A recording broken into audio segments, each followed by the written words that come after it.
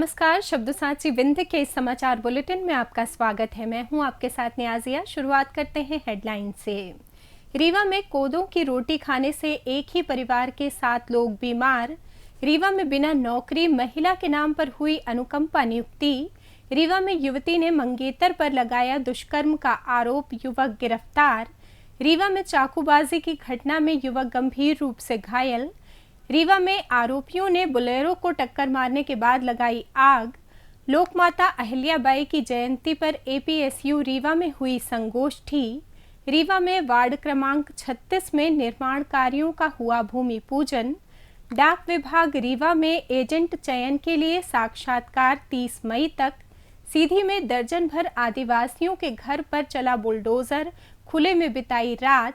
मैहर में कपड़े की दुकान में लगी आग, लाखों का नुकसान। और सतना में गरज के साथ तेज आंधी बारिश। जादू देखा है, हम दिखाते हैं। आप सोचिए, हम बनाते हैं। अपने घर या ऑफिस को सजाएं मनपसंद डिजाइन के कस्टमाइज वॉलपेपर्स, ब्लाइंड्स, पेंटिंग्स और लेजर कटिंग से बनी आकर्षक चीजों से। आज ही कॉल कीजिए 7611125428, क्योंकि आपकी कल्पनाओं को पंख देना भी जरूरी है। अब खबरें विस्तार से।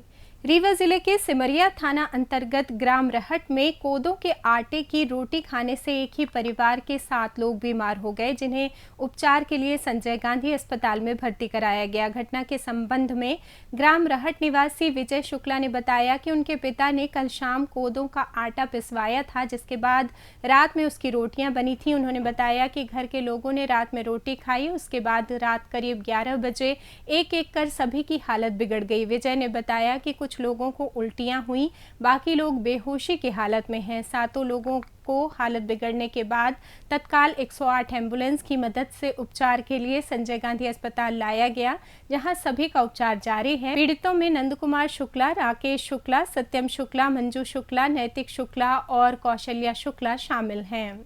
रीवा जिले के शिक्षा विभाग में एक महिला जिसने कभी शिक्षा विभाग में नौकरी नहीं की, उसके नाम पर अनुकंपा नियुक्ति दे दी गई। इतना ही नहीं, उसे जोड़ौरी स्कूल में पदस्थ भी कर दिया गया। संबंधित व्यक्ति ने बाकायदा ज्वाइनिंग भी दे दी। ये फर्जी नियुक्ति आदेश कोई और नहीं, खुद जिला शिक्षा अधिकारी सुदामा लाल गुप्ता द्वारा जारी किया गया। जब इस फर्जी नियुक्ति की शिकायत हुई, तब ये पूरा मामला उजागर हुआ। शिकायत के बाद डीईओ ने तत्काल एक जांच टीम गठित की और खुद के द्वारा जारी किया गया नियुक्ति आदेश रद्द कर दिया। मामले में वरिष्ठ अधिकारियों ने डीईओ को फटकार लगाई। इसके बाद बुधवार रात DEO Sudama Lal Gupta civil line थाने पहुंचे और शिकायती आवेदन दिया। उन्होंने फर्जीवाड़े से जुड़े दस्तावेज और साक्ष्य भी पुलिस को सौंपे हैं। आए थे, एफआईआर हमें दर्ज करानी है ब्रजेश कुमार कुलविजय।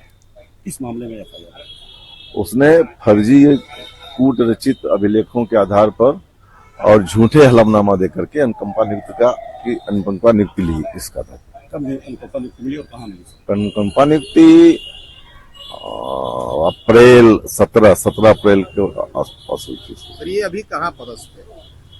ये जड़ौरी में पदस्थ है। पदस्थ क्या, अब तो कैंसिल हो गया है, उसका आदेश कैंसिल कर दिया। सर, यहाँ पे कोई ऐसा मामला नहीं है, चूक हो गई एक, कोई ऐसा मामला नहीं। दूसरा चूक कैसे हुई सर?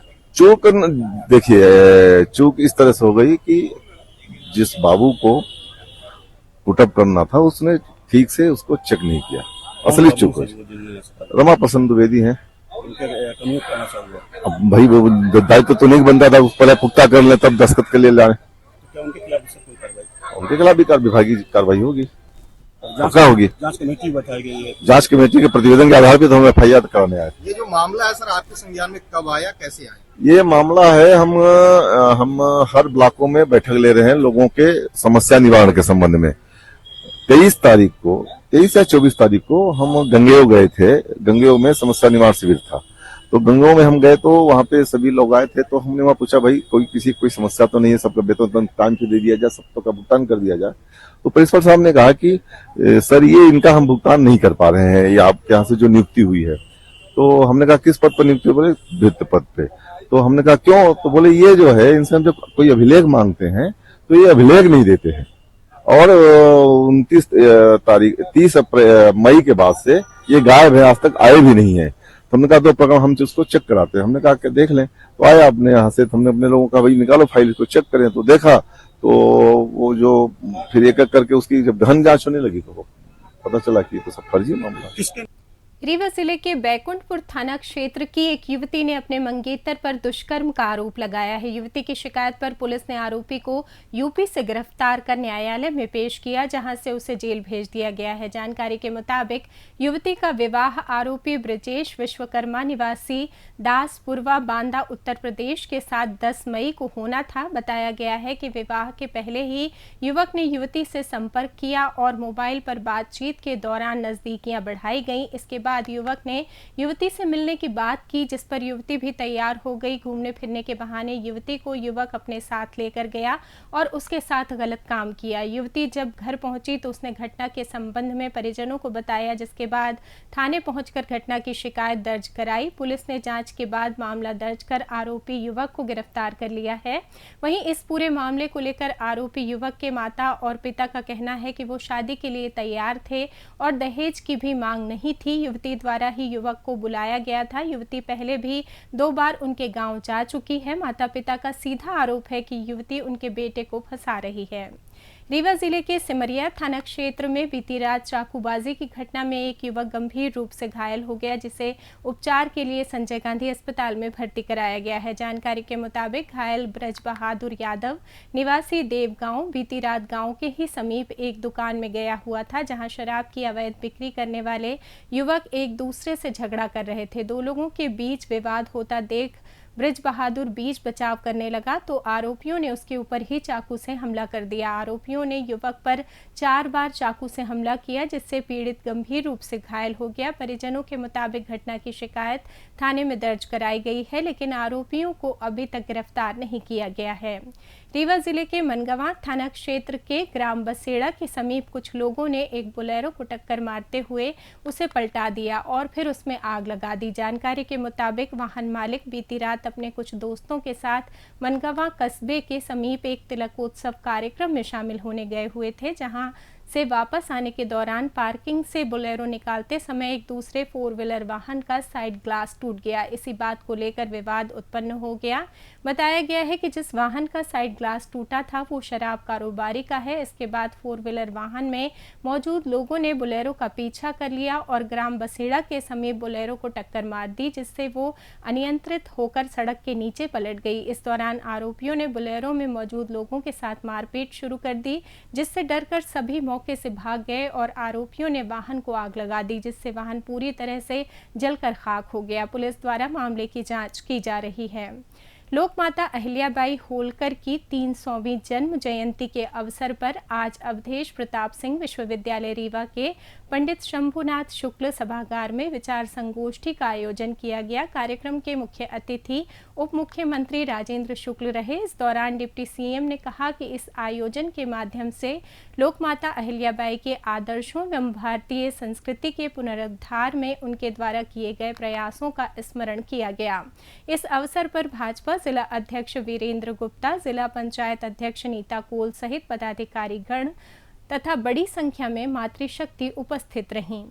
रीवा शहर के वार्ड क्रमांक 36 में किला मार्ग पर प्रस्तावित नाले के निर्माण एवं सड़क चौड़ीकरण कार्य का भूमि पूजन वार्ड के वरिष्ठ सदस्य नंदलाल मिश्रा एवं नेता प्रतिपक्ष दीनानाथ वर्मा द्वारा किया गया। इस अवसर पर स्थानीय नागरिकों ने वार्ड पार्षद सूरज केवट के प्रति आभार व्यक्त किया। बता दें कि ये कार्य वार्ड वासियों की लंबे समय से लंबित मांगों में शामिल था। नाले के निर्माण से जलभराव की समस्या का समाधान होगा, वहीं सड़क चौड़ीकरण से यातायात व्यवस्था में भी सुधार आएगा।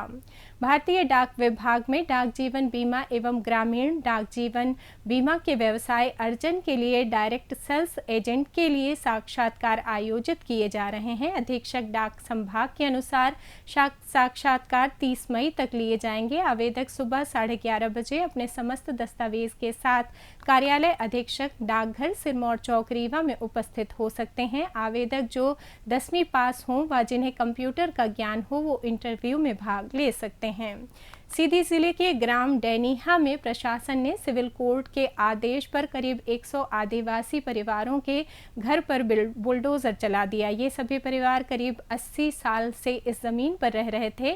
बेघर हुए ये लोग खुले में रहने को मजबूर हैं। हालांकि कुछ लोग रैन बसेरा में रुके हुए हैं।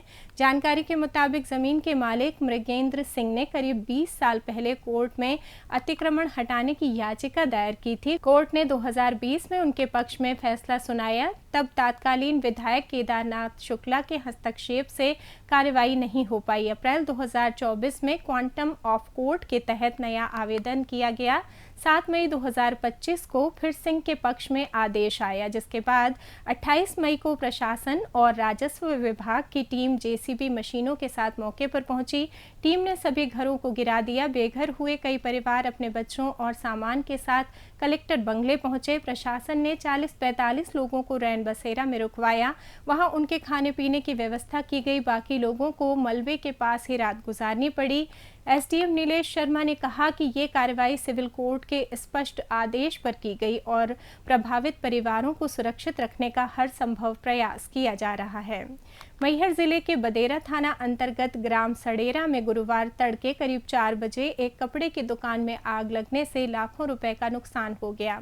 जानकारी के मुताबिक दुकान के मालिक शिव नारायण गुप्ता बुधवार की रात दुकान बंद कर घर चले गए थे। गुरुवार तड़के स्थानीय लोगों ने दुकान से धुआं निकलते हुए देखा तो उन लोगों ने इसकी सूचना तुरंत शिव नारायण को दी। दुकान मालिक और ग्रामीणों ने आग बुझाने का प्रयास किया, लेकिन सफलता नहीं मिली। इसके बाद बदेरा थाना पुलिस और फायर ब्रिगेड को सूचना दी गई, लेकिन जब तक दमकल मौके पर पहुंचा दुकान में रखा सारा सामान जलकर राख हो चुका था। आग लगने का कारण अभी स्पष्ट नहीं हो पाया है। पुलिस द्वारा मामला दर्ज कर आग लगने के कारणों की जांच की जा रही है। मौसम की बात करें तो सतना में गुरुवार दोपहर गरज के साथ तेज आंधी और बारिश हुई। नौतपा के दिनों में हुई इस बारिश से लोगों को गर्मी से राहत मिली। चित्रकूट, नागौद और उचेहरा इलाके में भी तेज हवा के साथ बारिश दर्ज की गई। करीब 1 घंटे तक हुई बारिश से सड़कों पर पानी भर गया और तापमान में भी गिरावट आई। रीवा में भी दिन भर बादल छाए रहे और हवाएं चलती रहीं। मौसम विभाग के अनुसार अगले 2 दिन तक ऐसा ही मौसम रहेगा। रुक रुक कर बारिश का दौर जारी रहेगा। छतरपुर में गुरुवार को मौसम खराब होने से मुख्यमंत्री डॉक्टर मोहन यादव का दौरा रद्द हो गया। यहां दोपहर करीब 12 बजे तेज हवा के साथ बारिश होने लगी। गौरीहार में बने हेलीपैड में पानी भर गया। सभा स्थल पर लगा टेंट भी उखड़ गया। इसी के साथ ये समाचार बुलेटिन समाप्त हुआ। कल फिर मिलेंगे नई खबरों के साथ। जुड़े रहिए शब्दसाची विंध्य से और विंध्य से जुड़ी तमाम खबरों के लिए हमारे चैनल को सब्सक्राइब कर दें। अपने आसपास की खबरें हम तक पहुंचाने के लिए स्क्रीन पर दिए नंबर पर आप संपर्क भी कर सकते हैं। धन्यवाद।